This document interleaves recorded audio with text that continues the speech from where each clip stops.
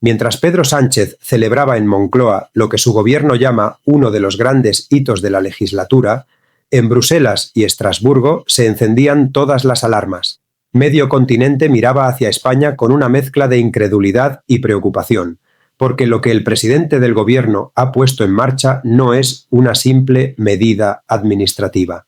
Es la mayor operación de regularización masiva de inmigrantes que ha conocido Europa en décadas. Y Europa, literalmente, no se lo puede creer.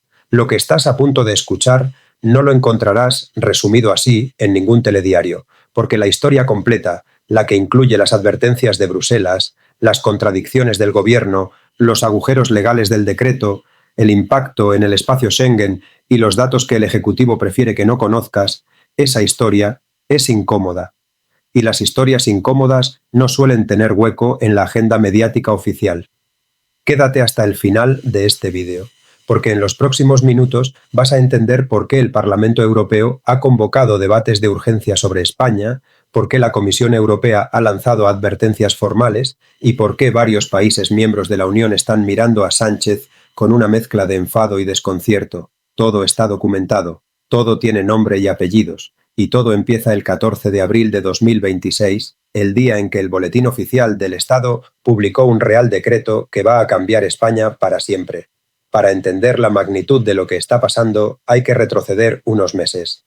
En enero de 2026, el Consejo de Ministros aprobó iniciar la tramitación urgente de lo que el Gobierno denominó regularización administrativa extraordinaria, una medida dirigida, según sus propias palabras, a personas en situación irregular, que llevan tiempo en España y que han quedado fuera de los cauces ordinarios de regularización. Sonaba razonable, sonaba gestionable, pero los números cuentan otra historia. El gobierno habla de aproximadamente 500.000 personas beneficiarias, pero hay datos que apuntan a cifras muy superiores. La eurodiputada del PEP, Alma Ezcurra, que presentó una petición ante la Comisión de Peticiones del Parlamento Europeo, alertó de que podría tratarse de la mayor operación de regularización de Europa, con hasta 1,2 millones de personas, más sus familias, si se tiene en cuenta el efecto de reagrupación familiar que este tipo de medidas suele arrastrar. Y eso, dijo sin rodeos, es una irresponsabilidad que ni España ni Europa se pueden permitir. El decreto establece una serie de requisitos para acceder a la regularización. Haber residido en España desde antes del 31 de diciembre de 2025. Acreditar al menos 5 meses de estancia continuada, no tener antecedentes penales, y cumplir uno de estos 3 supuestos: haber trabajado con contrato legal, convivir con menores de edad o mayores dependientes, o ser considerado vulnerable. A primera vista, parece un filtro razonable, pero cuando se rasca un poco la superficie, los problemas empiezan a aparecer. El primero y más grave tiene que ver con el concepto de vulnerabilidad. El texto del Real Decreto no define con precisión qué significa ser vulnerable en este contexto.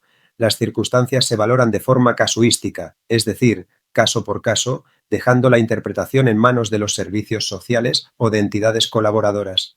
Eso significa que el criterio puede variar enormemente dependiendo de quién evalúe la solicitud y desde qué perspectiva lo haga. No es un criterio legal, es un criterio subjetivo. Y en una medida que afecta a cientos de miles de personas, la subjetividad no es un detalle menor, es una puerta abierta de par en par. El segundo problema tiene que ver con los antecedentes penales. El decreto exige ausencia de antecedentes penales, sí, pero no exige ausencia de antecedentes policiales.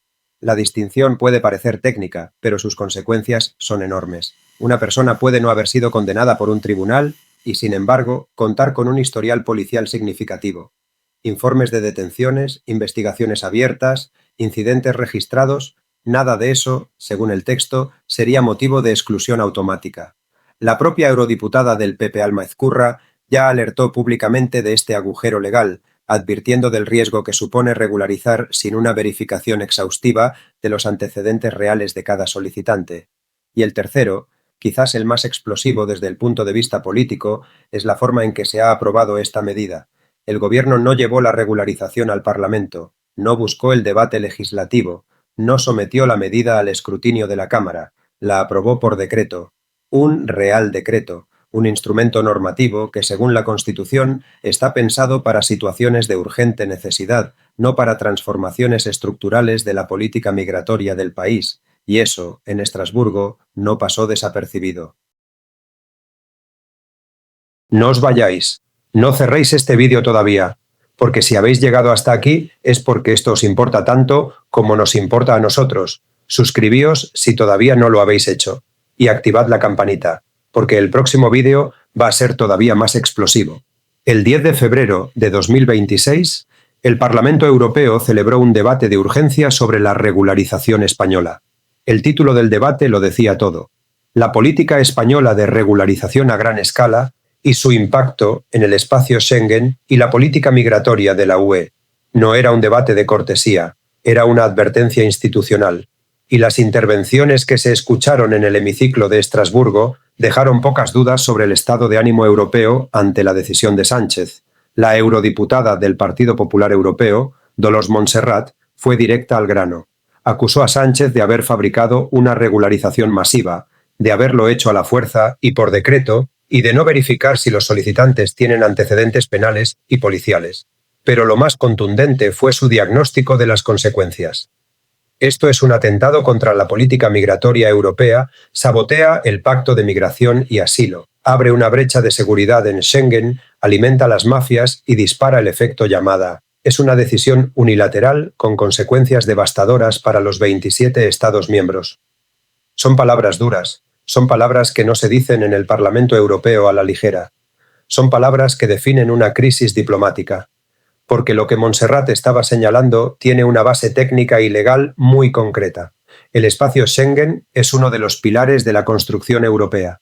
Permite la libre circulación de personas entre 27 países sin controles en las fronteras interiores. Funciona porque todos los Estados miembros confían en que los demás gestionan sus fronteras exteriores y sus políticas migratorias de forma responsable y coordinada. Cuando un país toma una decisión unilateral de este calibre, sin consultar con sus socios, sin evaluación de impacto y sin coordinación previa, esa confianza se resquebraja. Y aquí está el problema concreto que preocupa en toda Europa. Los beneficiarios de la regularización española recibirán una autorización de residencia que, con el tiempo, les permite circular libremente por el espacio Schengen durante periodos de hasta 90 días cada 180. Eso significa que cientos de miles de personas que antes no tenían ningún derecho de circulación en Europa, mañana podrán moverse entre Alemania, Francia, Italia, los Países Bajos y el resto de países miembros, sin que esos países hayan tenido ningún papel en la decisión, sin que hayan evaluado los perfiles, sin que hayan sido consultados. España ha tomado una decisión que afecta a toda Europa. Y Europa no ha podido decir ni una sola palabra al respecto. La Comisión Europea, en voz del comisario de Asuntos de Interior y Migración, Magnus Brunner, intentó mantener una postura equilibrada en el debate de febrero. Dijo que la regularización es una competencia nacional y que España tiene derecho a tomarla, pero añadió una advertencia de peso. Los Estados miembros deben garantizar que sus decisiones en materia migratoria no tengan consecuencias negativas en otros países de la UE, especialmente en lo que respecta a la movilidad dentro del espacio Schengen. Y dejó claro que un permiso de residencia otorgado en España no es un cheque en blanco para residir en otros Estados miembros. Pero las advertencias de Bruselas no se quedaron ahí. Según informaciones publicadas por Euronews, basadas en declaraciones de funcionarios europeos bajo condición de anonimato, la decisión del gobierno español ha suscitado una fuerte desaprobación en Bruselas. Las fuentes señalan que una regularización masiva corre el riesgo de enviar un mensaje radicalmente diferente al que la Unión Europea está intentando transmitir fuera de sus fronteras para disuadir de la migración irregular. Y ese mensaje importa, porque si desde fuera del continente se percibe que regularizarse en España es la puerta de entrada a Europa, el incentivo para llegar de forma irregular no desaparece. Aumenta. El informe final de la misión de la Comisión de Peticiones del Parlamento Europeo a Canarias, elaborado en septiembre de 2025, es aún más contundente. Un párrafo incluido a propuesta del Partido Popular Europeo vincula directamente este tipo de regularizaciones con un posible incremento de llegadas irregulares, especialmente en rutas ya tensionadas como la atlántica hacia Canarias. El texto llama a esa ruta una de las más peligrosas del mundo por su elevada mortalidad y advierte de que los sistemas migratorios sobrecargados incrementan los riesgos de trata de seres humanos, explotación y muertes en ruta. Son consecuencias directas sobre la seguridad, la cohesión social y la estabilidad económica, dice el informe. No son palabras de la oposición, son las palabras formales de un órgano institucional del Parlamento Europeo. Pero volvamos a España, porque hay una dimensión de esta historia que el gobierno prefiere no explicar: el impacto económico de la regularización sobre el sistema de prestaciones sociales. Cuando una persona obtiene una autorización de residencia legal en España, tiene acceso a una serie de derechos y servicios públicos a los que antes no podía acceder. Entre ellos, potencialmente, el ingreso mínimo vital, la prestación estrella del Ejecutivo de Sánchez, que se otorga a personas con residencia legal y rentas declaradas muy bajas. Ese perfil encaja perfectamente con el de una gran parte de los beneficiarios de la regularización. ¿Cuánto va a costar esto al erario público? La pregunta es legítima. La respuesta, inexistente. El Ministerio de Inclusión, Seguridad Social y Migraciones ha sido preguntado en varias ocasiones por el coste previsible de la regularización en el ingreso mínimo vital, y no ha respondido. Se limita a proporcionar un enlace con los criterios y requisitos para cobrar la prestación, ni una estimación, ni un estudio de impacto, ni una proyección presupuestaria, nada. El gobierno ha tomado una de las decisiones migratorias más grandes de la historia reciente de España sin hacer los deberes, sin poner los números encima de la mesa, sin decirle a los ciudadanos cuánto les va a costar, porque esta es la cuestión de fondo que el relato oficial intenta esquivar. El gobierno habla de integración, de derechos, de contribución económica de los inmigrantes a la seguridad social. Y esos datos existen. En 2025, más de 3,1 millones de personas extranjeras cotizaban a la seguridad social, un máximo histórico. La contribución de la inmigración a la economía española es real, pero de ahí a concluir que esta regularización específica de estas dimensiones aprobada de esta forma en este momento es la decisión correcta, hay un salto argumentativo enorme, porque una cosa es que la inmigración aporte, y otra muy distinta es que una regularización masiva, sin coordinación europea, sin debate parlamentario, sin estudios de impacto y con criterios de elegibilidad vagos, sea la herramienta adecuada. Lo que el gobierno no dice es que el plazo de solicitudes, abierto entre abril y junio de 2026, va a generar una avalancha de expedientes que la administración española difícilmente va a poder gestionar con eficiencia. Hablamos de potencialmente cientos de miles de solicitudes en apenas 3 meses, con criterios de valoración subjetivos, con entidades colaboradoras cuya objetividad no está garantizada, y con un sistema administrativo de extranjería que ya estaba al límite antes de esta medida. La previsión es el caos burocrático, y en ese caos, los errores, los abusos y las irregularidades son inevitables. Los padroncitos falsos ya han aparecido. Hay informaciones que apuntan a que, ante el requisito de acreditar la estancia en España mediante documentos públicos o privados, han surgido redes que ofrecen empadronamientos falsos a precios que rondan los 250 euros. El gobierno regulariza, las mafias facturan, y el sistema queda expuesto a un fraude sistemático cuya magnitud todavía no es posible cuantificar. Y mientras todo esto ocurre, el debate político interno se encona. En el Congreso de los Diputados la tensión es máxima. Los socios parlamentarios del gobierno, los mismos que el Ejecutivo necesita para sobrevivir, empiezan a mostrar fisuras. Desde la izquierda independentista, la diputada Nogueras no solo criticó la medida en sus términos políticos, sino que lanzó una pregunta que lleva semanas resonando en los pasillos del Congreso. ¿Qué argumento democrático le queda a Sánchez para no convocar elecciones? Esa pregunta, formulada por alguien que forma parte de la arquitectura parlamentaria que sostiene al gobierno, es una señal de hasta qué punto el terreno político se está agrietando bajo los pies de la Moncloa. Sánchez respondió como siempre responde, sin responder. Evitó la pregunta sobre elecciones, defendió la regularización como herramienta de crecimiento económico. Aseguró que esta medida haría de España y de Cataluña países mejores. Una frase que, dicha en el contexto del debate parlamentario sobre política migratoria, mezcla territorios, competencias y narrativas de una forma que resulta, cuando menos, llamativa. Porque hay algo que no cuadra en el relato oficial. Si la regularización es tan necesaria, tan urgente, tan beneficiosa para todos, ¿por qué no se llevó al Parlamento? ¿Por qué no se sometió al debate democrático? La propia ministra de Inclusión, Elma Saiz, dijo que la vía reglamentaria era la más rápida, eficaz y garantista. Rápida, sí.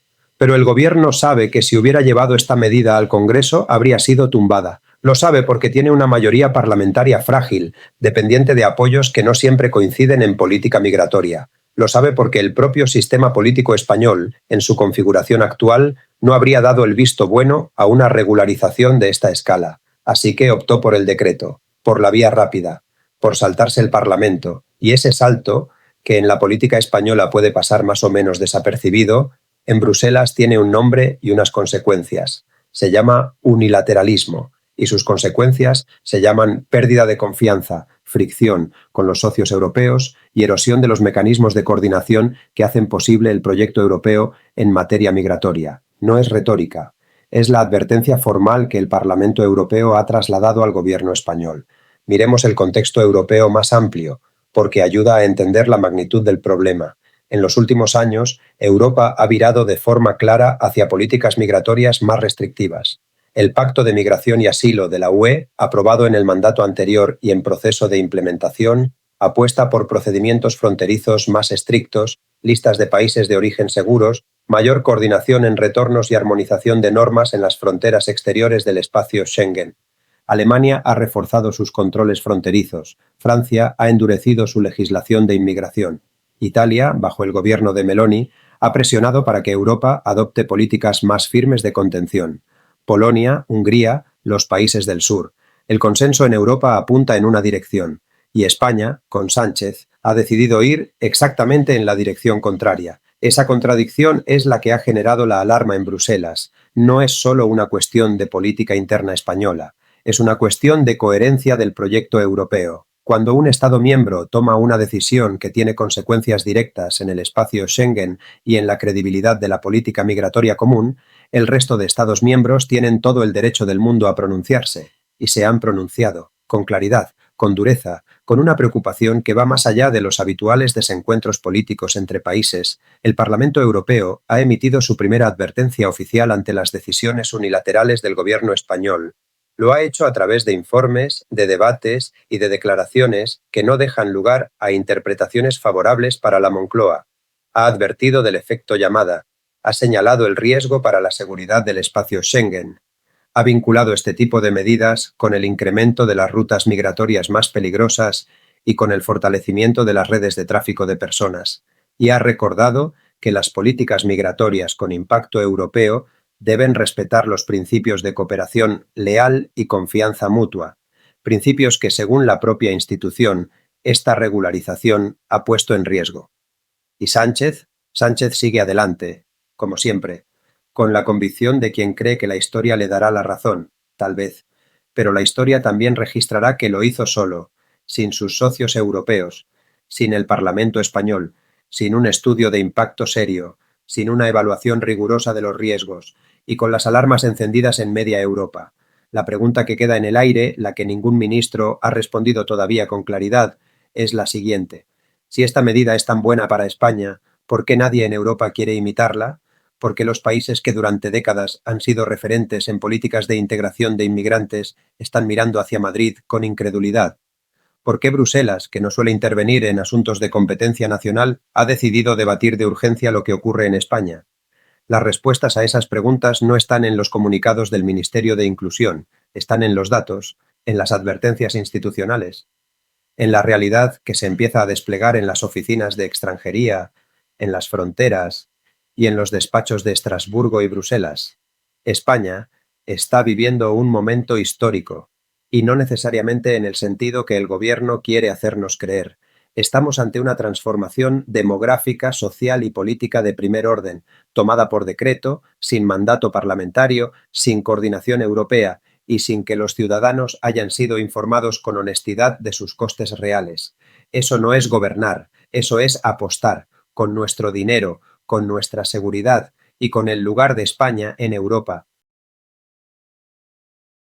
Si este vídeo te ha dado información que no encontrabas en otros sitios, Ya sabes lo que tienes que hacer. Compártelo con alguien que necesite escucharlo. Déjame tu opinión en los comentarios. Y suscríbete al canal si quieres seguir recibiendo análisis que van más allá del titular de turno. Nos vemos en el próximo vídeo.